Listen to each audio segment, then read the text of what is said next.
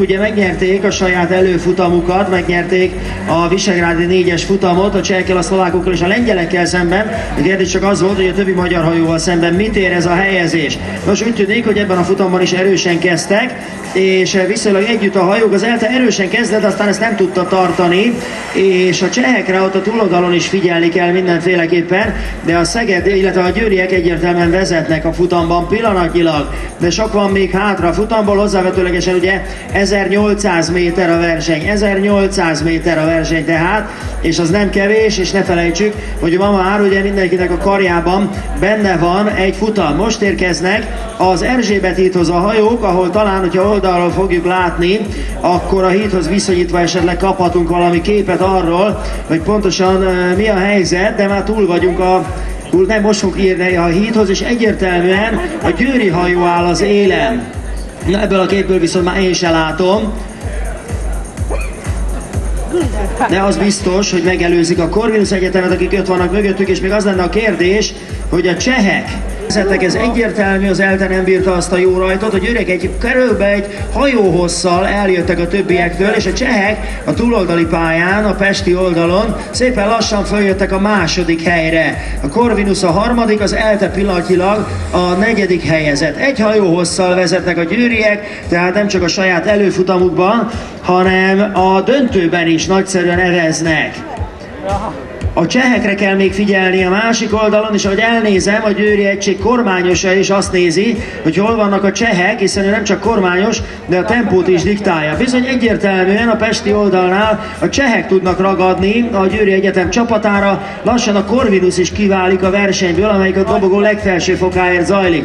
A győriek azonban nagyon jól tartják azt a tempót, amit diktáltak, a csehek ott vannak a nyomukban, tehát nem lehet megnyugodni, mert egy ilyen hajónál és ennél a sebességnél gyorsan eltűnhet a különbség, hogyha valami probléma történik, hogyha valaki esetleg hibázik, hogyha egy csapást elrontanak. A győriek továbbra is szépen tartják a vezetőhelyüket, és lassan érkeznek majd a hajók a Szabadsághídhoz. A Szabadsághídnál pedig talán ismét jobban fogjuk látni, mi a helyzet, de még ebből a képből is tisztán kivehető, hogy a győriek egyértelműen és nagyon szépen tartják az előnyüket, amely több mint egy hajóhoz. A csehek tehát támadást indítottak, de ezt a támadást nagyon szépen visszaverte a Győri Egyetem csapata, és növelni is tudták az előnyüket. Minimum egy másfél hajóhosszal vezetnek, akkor, amikor beérkeztek a Szabadsághíd alá.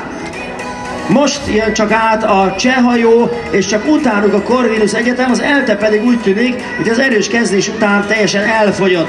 A győriek előnye óriási, és valószínűleg ezt az előnyt már egyszerűen nem fogják tudni elherdálni. Az a kérdés, hogy a Corvinus még meg tudja szorongatni a cseh egységet a második helyért, de nagyon úgy néz ki, hogy a csehek is jól tartják magukat, a győriek impozáns módon eveznek, és már nagyon kevés van hátra a befutóig, akkor az előnyük, hogy ezt már csak egészen fatális módon lehet, mondjuk ha elsüllyednek, elveszíteni a hígattal, akkor ezt az utolsó néhány 10 métert már meg fogják tenni, és magabiztosan fogják megnyerni a 2014-es második Dunai Regatta evezős versenyét.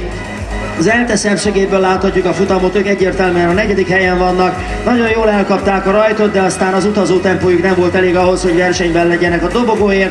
A csehek a második helyen, a Corvinus a harmadik helyen, hamarosan pedig a célnál vagyunk már, itt a célvonal. Ebben a pillanatban a Győri Széchenyi Egyetem csapata megnyeri a versenyt, a cseh hajó a második, a Corvinus érkezik a harmadik helyre, és az ELTE a negyedik helyezett a döntőben.